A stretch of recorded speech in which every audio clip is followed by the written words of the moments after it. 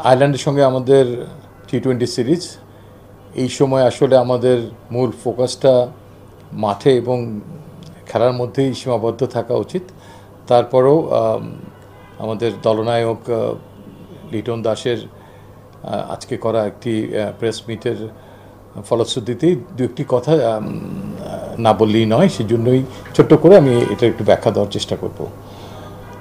In fact আয়ারল্যান্ডের সঙ্গে এই টি-20 দলটা ঘোষণা করার আগে আমরাও কোচ এবং ক্যাপ্টেনের সঙ্গে খুব সংক্ষিপ্ত একটা বৈঠক করেছি। শামীম হোসেন পাটোয়ারির কে নিয়ে দলনায়ক কতটুক সন্তুষ্ট, তার কি ভাবনা এই আসন্ন স্কোয়াডে শামীমের অবস্থানকে ঘিরে, সেটা জানতে চাইলে ইয়েস, লিটন দাস কুমার তিনি নিজে বলেছেন যে তিনি শামীম হোসেন পাটোয়ারিকে দলে দেখতে চান, রাখতে চান আইরিশ টিমের এগেনস্টে।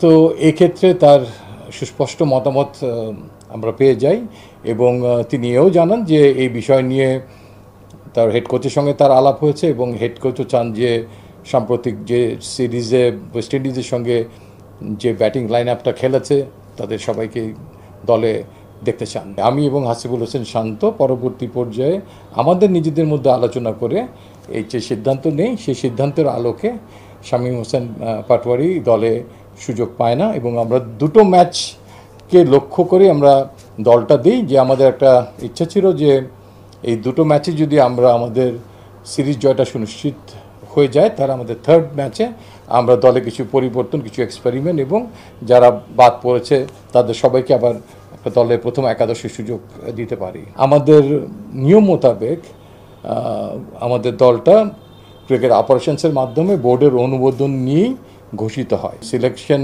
কমিটির একটা এখতিয়ার আছে। সিলেকশন কমিটি সবসময় দলনায়ক এবং কোচের সঙ্গে একই সহাবস্থানে সময় নাও থাকতে পারে কোনো খেলোয়াড়ের ব্যাপারে, এবং সেখানে কোনো অনুমতি নেওয়ারও প্রয়োজন নেই। আমরা we are accountable to the board.